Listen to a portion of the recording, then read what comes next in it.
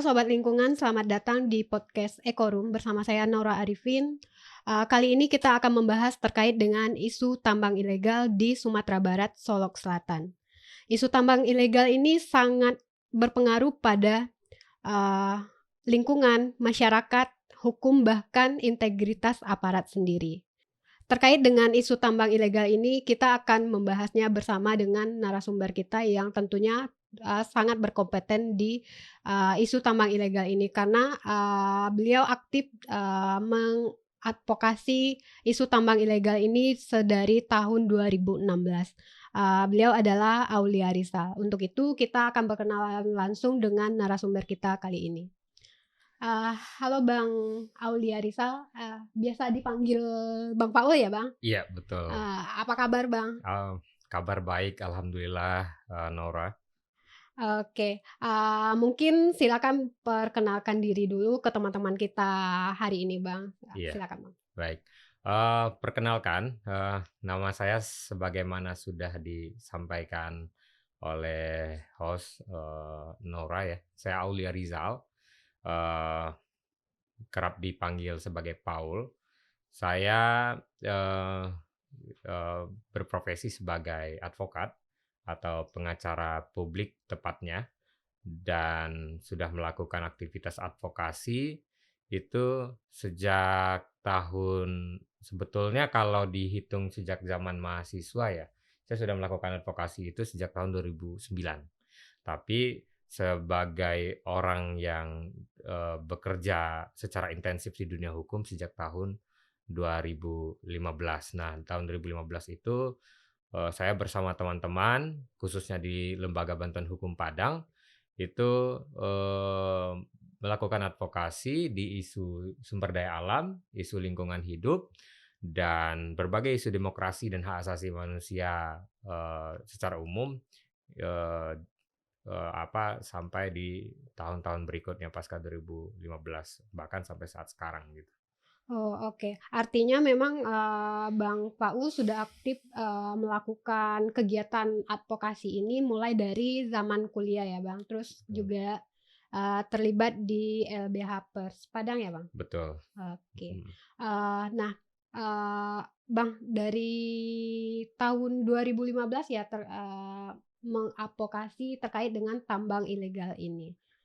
Nah Bang, bagaimana pengalaman Abang dalam mendampingi atau mengadvokasi isu tambang ilegal ini khususnya di Sumatera Barat sendiri, Bang? Iya, saya sebetulnya tidak hanya tambang ilegal ya, tapi karena kita itu lembaga bantuan hukum yang menerima banyak kasus, banyak perkara, banyak pengaduan itu dari seluruh kabupaten dan kota di Sumatera Barat ya.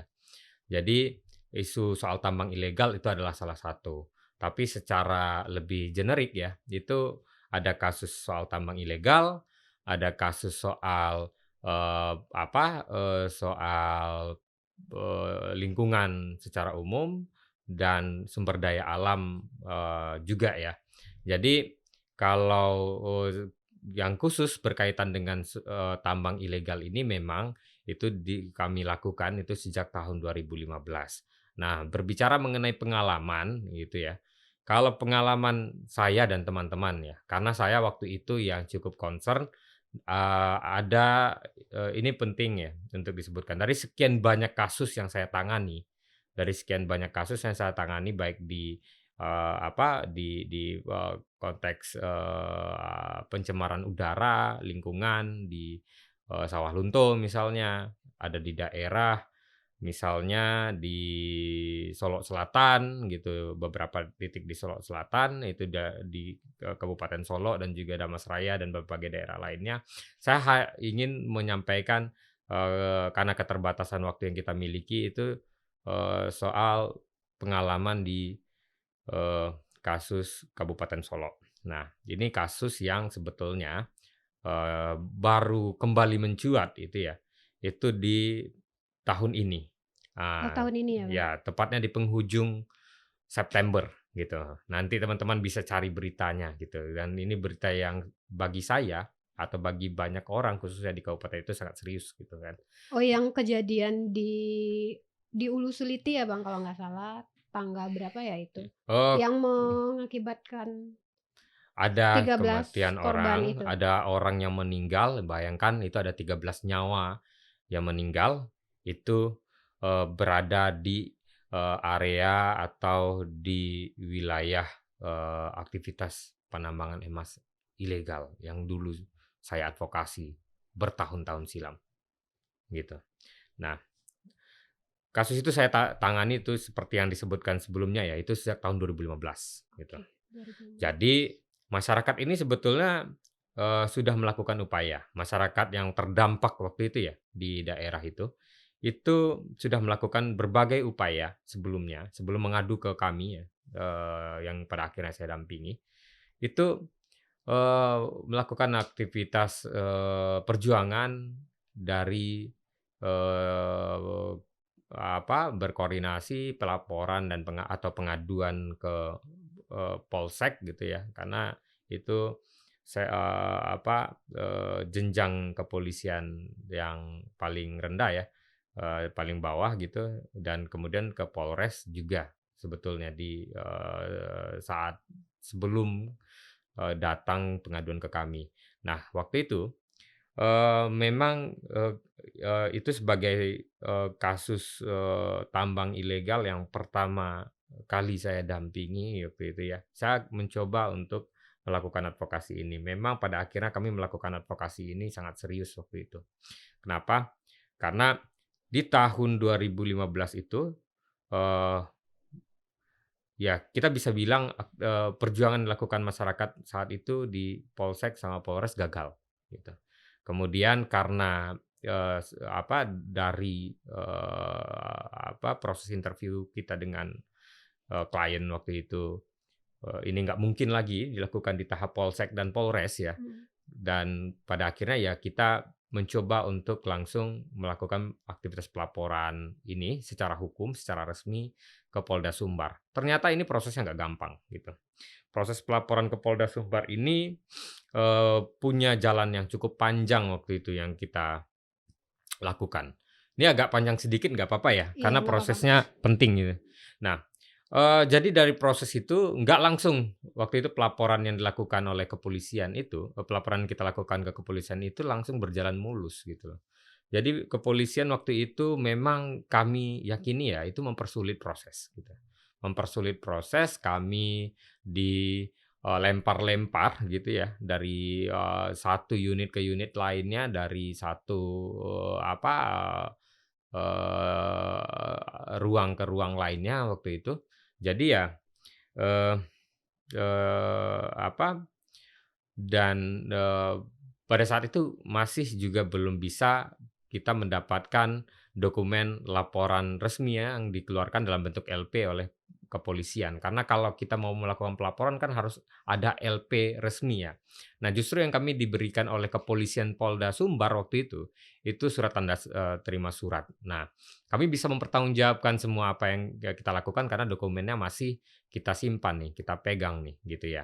Ini Jadi artinya dipersulitkah atau gimana? sangat dipersulit, sangat dipersulit. Nah, ini kan kami sudah dari awal udah menduga nih, gitu kan. Nah, untuk kasus yang ada dimensi sumber daya alam gitu ya, ada potensi kekayaan di situ gitu, walaupun masyarakat menjadi korban dan pada akhirnya lingkungan yang akan dikorbankan, bahkan negara dirugikan ketika itu, tapi, pasti ada pihak-pihak yang diuntungkan di situ gitu ya. Kami udah menduga nih prosesnya bakal persulit. Ya sudah, karena ini mekanisme yang tersedia di negara, ya sudah kita, ini jalani prosesnya kan. Nah, oke, waktu itu kita coba masih dilempar-lempar gitu ya. Nah, jadi untuk bisa mendapatkan laporan resmi itu singkatnya ya, itu butuh waktu 1 tahun loh. Lama ya, Bang? LP-nya doang nih, untuk dapat satu secari kertas yang berbentuk LP resmi itu butuh waktu 1 tahun dan itu juga nggak kita main tunggu aja. Kita, di kasus itu ya kita melakukan demonstrasi, kita geruduk lah waktu itu ya, dari, Polda gitu ya, dari Mhm mhm. Reskrimsus kita geruduk lagi, Poldanya, pejabat-pejabat kepolisiannya, sampai ke Kapolda mau kita geruduk, tapi waktu itu Kapoldanya lagi ada aktivitas di luar, saya nggak tahu waktu itu di luar negeri atau di luar daerah gitu persisnya, karena memang, apa namanya ya, kepolisian saat itu cenderung tidak terbuka gitu. Nah, tapi pada akhirnya kita ketemu dengan Wakapolda gitu ya. Nah, pas proses itu, intinya gini, kita ketemu dengan Wakapolda intinya, ya secara lisan sih mendukung ya untuk adanya, penindakan gitu ya terhadap aktivitas ini gitu kan. Tapi ya, itu kan di mulut. Nah, jadi dalam proses-proses itu sebetulnya, itu masyarakat juga, mengalami sejumlah, tekanan, ada intimidasi fisik, bahkan orang yang melakukan intimidasi itu juga mengaku dari pihak kepolisian gitu ya. Oh, Nah jadi memang tidak segampang itu untuk melakukan aktivitas, walaupun kita udah berkoordinasi dengan banyak pihak dan waktu itu juga kepolisiannya juga datang ke kantor kami kan, untuk melakukan koordinasi katanya begitu ya. Tapi ya koordinasi berkali-kali juga pada akhirnya nggak membuahkan hasil nih di proses, aktivitas advokasi untuk penambangan ilegal ini. Nah, jadi ya kita udah sampai juga ke Bareskrim karena prosesnya sangat sulit gitu ya. Jadi intinya, apa akan kami lakukan baik koordinasi, ada juga koordinasi informal dengan banyak pihak itu khususnya, dengan ya, pejabat polisi di level, bintara lah waktu itu ya, yang nggak mungkin kita sebutkan namanya ya. Jadi, mereka juga nggak membantah kalau seandainya ada keterlibatan aparat di dalam, di dalam, aktivitas itu. Karena saya mencoba untuk mengkonfrontir, adakah keterlibatan aparat di situ, dia juga nggak bisa menjawab gitu. oke. Nah, terkait dengan lempar-lempar tadi itu Bang, ya panjangnya kasus akhirnya sampai proses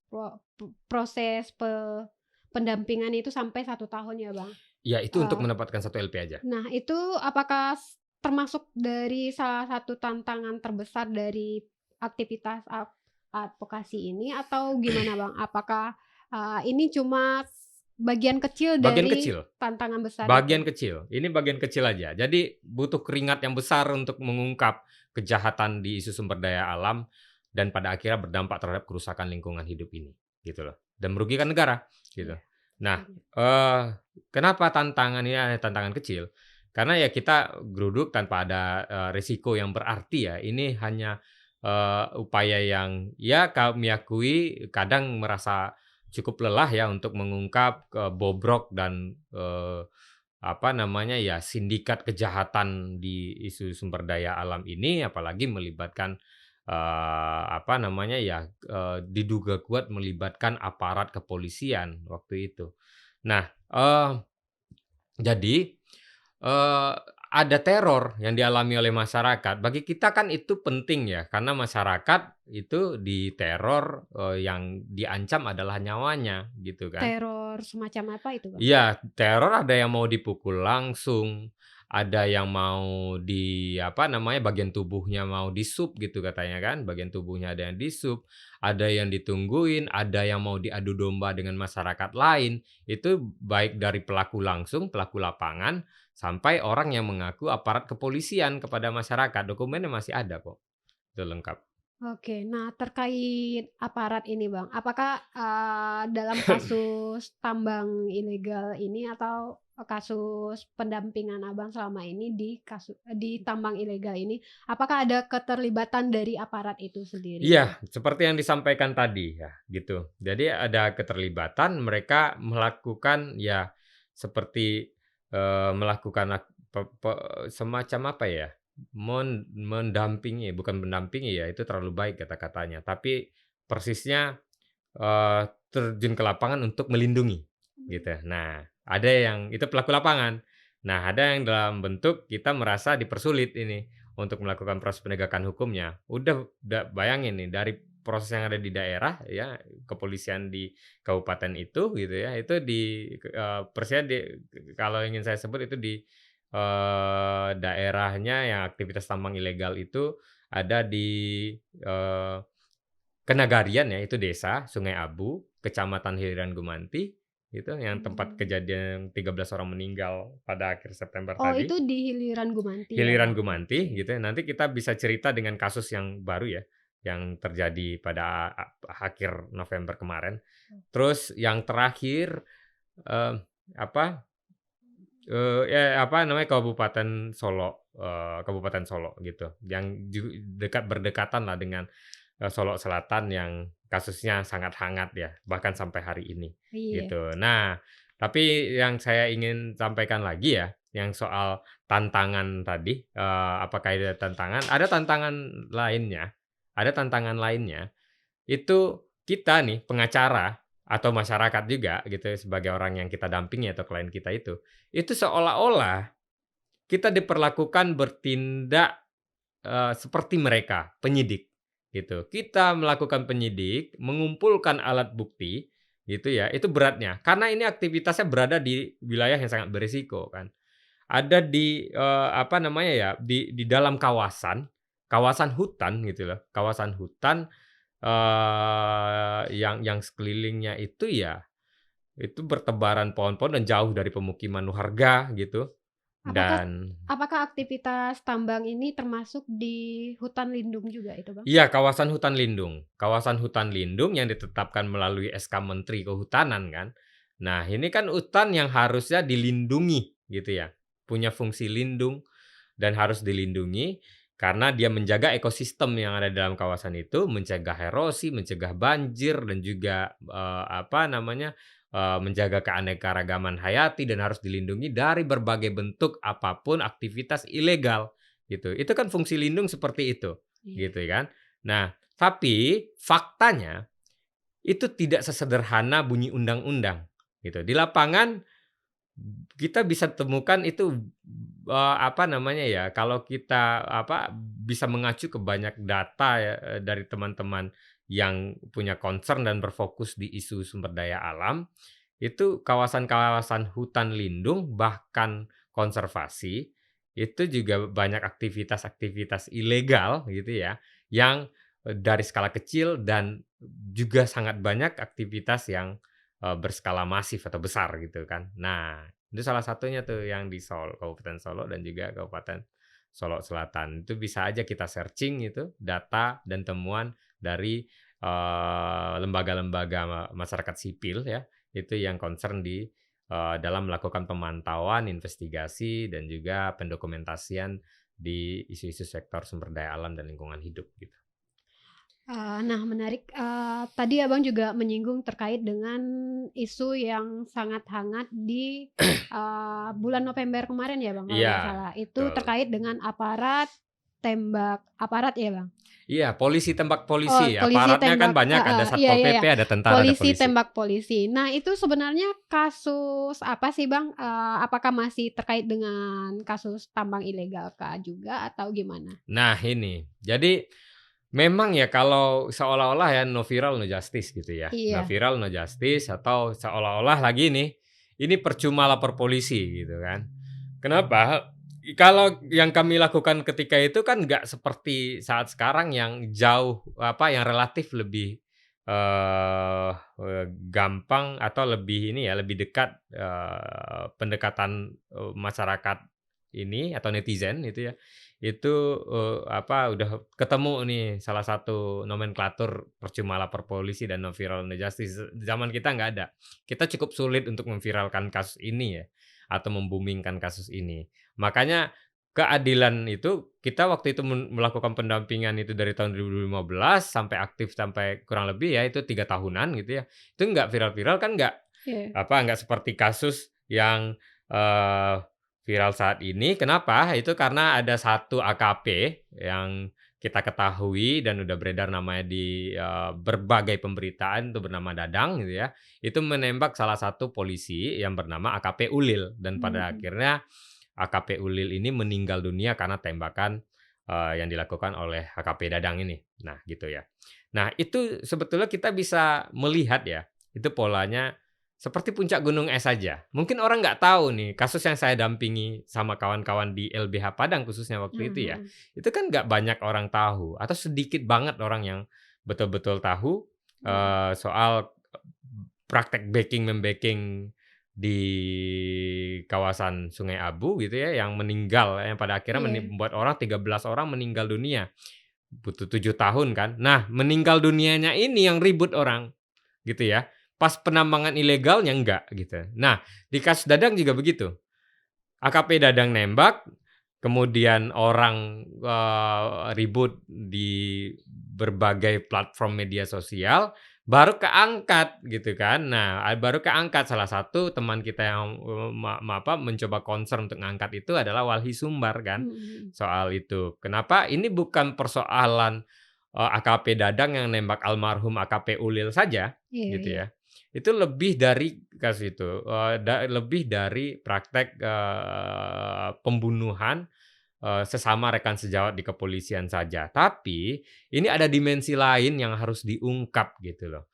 Bahwa praktek tambang-tambang ilegal ini, itu kan cukup banyak dan malah kalau bahasanya Walhi Sumbar itu sangat banyak gitu loh. Baik dari penambangan ilegal dalam apa ya, material sirtu ya, pasir dan batu, sampai dengan material emas gitu ya, emas ya, apa ya, seperti kalau di yang kasus saya dampingi itu adalah emas ya. Di Mhm. Solok Selatan juga, apa ya, itu semacam sudah menjadi pengetahuan umum, tambang emas di Solok Selatan itu juga prakteknya terjadi secara masif gitu ya, tidak hanya sirtu. Nah, kalau di kasus AKP Dadang itu kan yang, cukup dikenal itu kan sirtu ya. Sirtu. Sirtu, pasir dan batu, galian C lah kalau istilah lainnya. Nah di, kasus itu baru kita ketahui praktek backing itu, betul-betul terjadi gitu ya, dan, itu diakui oleh si, AKP Dadang itu, pengakuan, yang dilakukan pada tanggal 26 November ya di sidang kode etik waktu itu, di kepolisian Polda Sumbar. Terus, kejadian ini ya terjadi 4 hari sebelumnya, 22 November gitu ya, Mhm. tembak polisi ini. Nah 26 November itu baru diketahui nih dari, eee, menurut atau berdasarkan dari pengakuan AKP Dadang di sidang itu, eee, apa namanya ya, informasinya menyebutkan bahwa Kapolres Solo Selatan itu menerima aliran dana dari aktivitas penambangan tanpa izin (PETI) atau, tambang ilegal ini, illegal mining gitu ya, itu Be mencapai Rp600 juta per bulan, bayangin nih. Itu semenjak, dia menjabat hitungannya. Artinya ya tidak tertutup kemungkinan kapolres-kapolres atau pejabat kepolisian sebelumnya, sebelum AKP apa nama AKP, maksud saya Kapolres yang saat ini apa, ya juga sangat mungkin potensial atau terindikasi atau kita bisa menduga gitu, itu mereka juga mengalami atau menerima hal yang sama gitu. Nah, backing ya Bang, backing aparat atau backing-an polisi. Bisa jadi juga mungkin backing-an dari kita kita nggak tahu ya, ini entah ada kaitannya dengan, pejabat daerah bisa jadi juga kali ya Bang?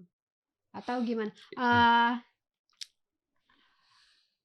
Kalau menurut data sendiri itu ya tambang legal sendiri untuk Sumatera Barat sebenarnya ada berapa sih, Bang? Nah Atau memang tambang-tambang yang khususnya di Solok Selatan ini tidak tercatat atau memang ilegal semua? Nah, itu kita sebetulnya bisa mengacu ke data dan temuan yang bisa kita dapatkan ya secara resmi ya, atau dari temuannya, lembaga yang concern untuk melakukan pengawasan atau pemantauan atau advokasi dalam isu ini. Salah satunya Walhi Sumbar nih. Lagi-lagi dari temuan Wali Sumbar itu kita bisa cek tuh, di beberapa, informasi berita itu pada Januari tahun 2023. Itu Wali Sumbar merilis sebuah, temuan bahwa, khusus ini di Sumatera Barat terhadap penambangan emas itu cuma terdapat satu izin gitu ya. Satu ya, Bang? Iya, satu izin, satu tambang emas berizin. Itu Itu tahun di mana? 2023, itu di pesisir selatan ya, itu bisa dicek nanti. Terus, dari apa ya, pembicaraan atau obrolan saya ya, karena saya kan juga cukup, berkomunikasi dengan kawan-kawan Walhi Sumbar, itu pada tahun 2024 berdasarkan temuannya mereka, itu tidak ada satupun penambangan emas khususnya ya, dan bisa jadi penambangan, penambangan sirtu juga, galian C juga cukup banyak yang ilegal gitu ya. Artinya nggak ada satupun kalau untuk tambang emas ini di Sumatera Barat di tahun 2024 berdasarkan temuannya Walhi Sumbar, itu nggak ada satupun yang legal.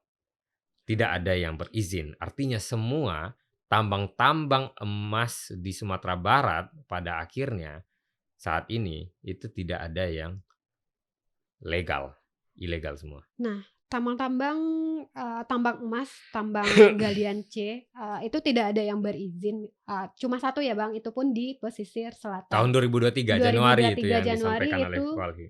di pesisir selatan berdasarkan data dari Walhi. Nah, artinya tambang-tambang ilegal ini, aliran dananya kemana nih Bang? Nah, itu banyak sebetulnya pertanyaan yang bisa kita munculkan, gitu. Kenapa tambang-tambang ilegal ini masih terus terjadi, khususnya di Sumatera Barat, Mhm, dan juga sangat dicurigai di banyak titik di Indonesia yang terjadi atau yang berpotensi ada emasnya dan terjadi aktivitas penambangan emas yang ilegal khususnya, gitu ya. Nah, mmm, itu ya, itu satu. Nah, yang kedua, baik emas atau galian C yang materialnya ada pasir dan batu ini digunakan untuk apa gitu ya, dan kemana aliran-alirannya. Ini penting untuk, menjadi perhatian karena nggak banyak orang yang punya concern mhm. untuk mencoba mencari tahu atau penasaran, itu dari sekian banyak emas yang ada di Sumatera Barat yang saat ini ya, kalau kalau kita mengacu ke data Walhi itu nggak ada satupun yang ilegal. Emas-emas ilegal ini, itu, beredar di mana saja, dijual ke mana, dan jatuh ke tangan siapa. Apakah ke jari-jari ibu-ibu yang, menggunakan emas, nggak hanya di Sumatera Barat toh orang beli Mhm. emas juga dari mana saja kan. Anggaplah itu ibu-ibu yang ada di Indonesia, apakah emas-emasnya berasal dari emas yang ilegal itu, yang terjadi, yang menyebabkan kerusakan lingkungan khususnya di Sumatera Barat gitu loh. Nah, yang menyebabkan 13 orang meninggal dunia di, Sungai Abu, Solo, Kabupaten Solo yang pernah saya dampingi itu. Dan pasir batu itu apakah juga hinggap itu di, proyek-proyek strategis nasional, proyek resmi negara yang diagung-agungkan oleh kekuasaan itu, yang diagung-agungkan oleh pemerintah kita, apakah seperti itu? Nah, berdasarkan informasi yang kita dapatkan di ini ya, di Wali Sumbar ini salah satunya kan ada tokoh masyarakat yang, di Pariaman ini, di Padang Pariaman khususnya, itu kan mereka juga lagi menolak adanya aktivitas pertambangan, ilegal ya, penambangan tanpa izin itu, dan kemudian mendapati informasi bahwa material yang dihasilkan dari, aktivitas peti atau, penambangan sirtu ilegal ini kemudian, mengalir, diduga mengucur ke proyek-proyek strategis nasional. Kalau seandainya betul itu terjadi, ini apakah bisa kita katakan secara langsung atau tidak langsung, negara sedang mendukung adanya aktivitas-aktivitas, eee, ilegal di negara ini gitu, kalau seandainya itu terjadi. Karena indikasinya salah satu material yang dihasilkan dari aktivitas tambang ilegal itu diduga kuat, eee, larinya ke, proyek strategis nasional jalan tol di Sumatera Barat. Oke, eee, artinya jika negara mendukung tambang ilegal ini, artinya itu akan sangat berdampak pada bencana ekologis juga ya, Bang? Iya, Eee, karena gini,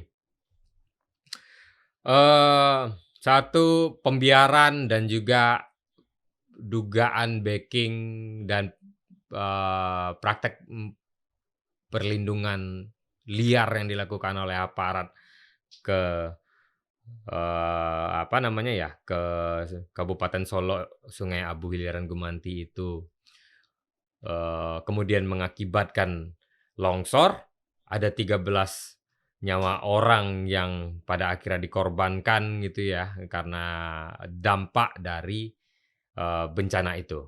Bencana itu tidak disebabkan oleh bencana alam semata, itu karena, Wah hadir secara natural, wah, tapi ada tangan manusia yang menyebabkan kehancuran dan bencana itu yang disebut dengan bencana ekologis kan.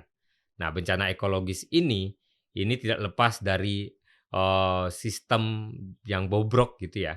Sistem yang bobrok dan, mmm, apa namanya ya, tangan-tangan yang sampai saat ini, masih terus-menerus, merusak lingkungan. Begitu juga dengan yang terjadi di Solo, Selatan gitu ya, itu juga, apa, ada bisa kita cari mungkin ya, itu juga terjadi bencana alam gitu, terutama yang di Kabupaten Solo itu ya, penambangan pasir yang kemudian merusak jalan, belum lagi, karena dia menggunakan alat berat ini, menggunakan ekskavator khususnya itu jauh lebih merusak lagi dan kerusakan itu ya yang mengakibatkan bencana itu ya pada aliran akhirnya kita sungai. ya aliran sungai, merubah kontur tanah, merubah, banyak, ekosistem ya yang sangat sulit dipulihkan entah butuh berapa puluh, berapa ratus, atau berapa ribu tahun sehingga bisa kembali membaik atau tidak akan pernah membaik kembali gitu ya, karena, dampak yang diakibatkan itu sangat masif dan terjadi dalam kurun waktu yang sangat panjang gitu loh. Nah terakhir Bang, harapan Abang, juga rekomendasi mungkin kali ya, terkait dengan aktivitas tambang ilegal ini sendiri ke pemerintah gimana Bang? Ya, saya sih sebetulnya, pertama berharap kepada masyarakat dulu ya, kepada pemerintah lah dulu ya, Mhm, karena pemerintah ini yang paling punya tanggung jawab dan kewajiban. Pemerintah ini bisa kita sebut sebagai, pemerintah yang memiliki kekuasaan dari pemerintah daerah yang paling bertanggung jawab adalah bupati, wali kota kalau seandainya itu berada di kota gitu ya, gubernur dan presiden dan menteri-menterinya gitu ya, itu harus betul-betul memastikan gitu, eee, apa namanya ya, kebijakan-kebijakan yang betul-betul berpihak terhadap lingkungan hidup gitu. Nah, tidak gampang untuk transformasi lah ya, bahasa kerennya, dari tambang ilegal menjadi legal, itu harus dipastikan dulu. Terus apalagi kalau itu berada dalam kawasan hutan lindung dan hutan konservasi gitu. mhm. Nah, itu yang harus dipastikan dulu, itu harus benar-benar steril. Pemerintah harus berkomitmen itu dulu. Nah, hutan lindung, hutan konservasi, dan termasuk di luar kawasan hutan lindung dan hutan konservasi itu, yang dekat dengan pemukiman warga dan harus, memastikan adanya analisis mengenai dampak lingkungan hidupnya, memastikan pengawasan terhadap itu, karena pengawasan adalah salah satu aspek yang tidak hanya penting, tapi paling utama terhadap aktivitas itu. Kalau seandainya itu adalah tambang ilegal, itu membutuhkan peran penegakan hukum. Nah, kepolisian sebagai pelaksana kekuasaan penegakan hukum itu harus betul-betul berperan. Jangan justru menjadi pelindung atau pelaku backing gitu ya Iya. terhadap aktivitas ini. Karena mereka punya kekuasaan yang sangat besar, institusi kepolisian, mereka punya wewenang, tidak hanya menegakkan hukum ya, tapi secara hukum dalam undang-undang kepolisian itu mereka punya 36 wewenang gitu kan, betapa besarnya. Dan siapa yang bisa mengawasi polisi kalau seandainya polisi melakukan tidak ada yang betul-betul bisa mengawasi polisi. Kenapa saya, karena dari sekian banyak saya bicara soal pemerintah, kepolisian ini adalah salah satu, komponen atau institusi yang paling penting untuk diperhatikan. Iya.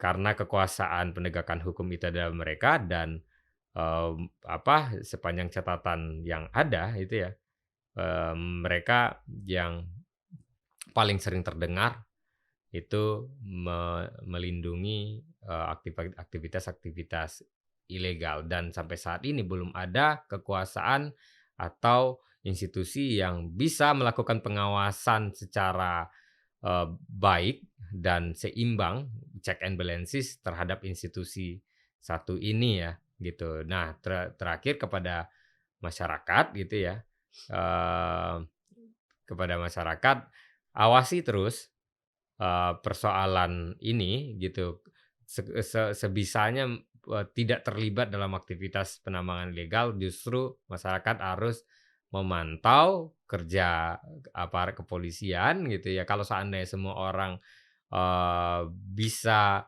terlibat untuk melakukan pengawasan, bisa berperan, dan bisa saling dorong pemerintah supaya lebih punya perhatian terhadap lingkungan hidup dan sumber daya alam kita, itu digunakan sebesar-besarannya untuk kemakmuran rakyat, sebisanya untuk mencegah adanya kerusakan dan bencana ekologis tadi, itu, kita pasti,